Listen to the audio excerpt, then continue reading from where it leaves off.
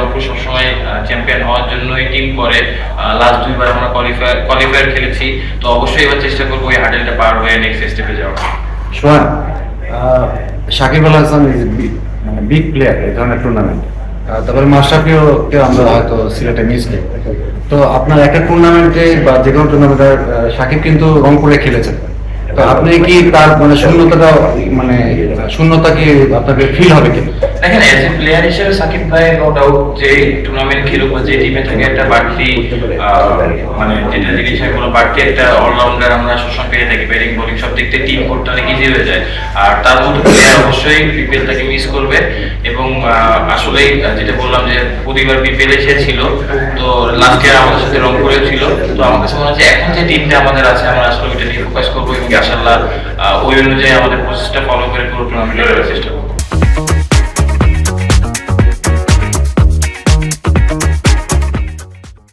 GSL এর সাইফুদ্দিন ইনজুরিতে পড়েছিল, সাইফুদ্দিন কি শুরু থেকেই আসলে থাকছে কিনা একাদশে? হ্যাঁ, একটা ছোট ইনজুরি ছিল, বাট আলহামদুলিল্লাহ এখন পুরোপুরি ঠিক।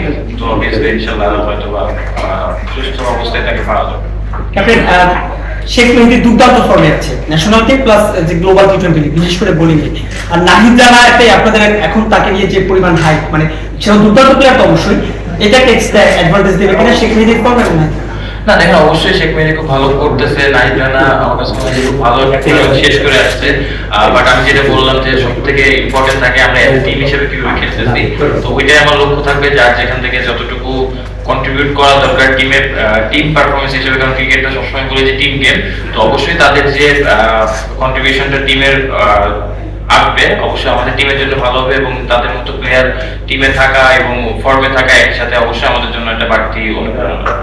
সোহান, নাহিদকে নিয়ে আপনাদের কোনো দিয়ে আছে বিসিবি থেকে ওয়ার্কআউট ম্যানেজমেন্ট নিয়ে কোনো কিছু ডিরেকশন দেওয়া আছে? কারণ সে তো সব ফরম্যাটে খেলছে, মানে অন্য দুই ফরম্যাট খেলছে, টি20তে তাকে কিভাবে ইউজ করবেন তার ওয়ার্কআউট ম্যানেজমেন্ট নিয়ে অনেক আলোচনা হচ্ছে, যেহেতু এখন সে অনেক ইয়াং এবং অনেক কুইক বলি করে। আপনাদের কোনো ডিরেকশন দেওয়া আছে কিনা? এরকম কোনো কথা আমরা আসলে জানি না বা এরকম হয় না। অবশ্যই এটা ধরেন যে বিসিবির মানে ট্রেনার আছে বা ফিজিও আছে, তারা এটা ওইভাবে আলোচনা করে তার জন্য যেটা বেটার হয় ওইটাই করবে।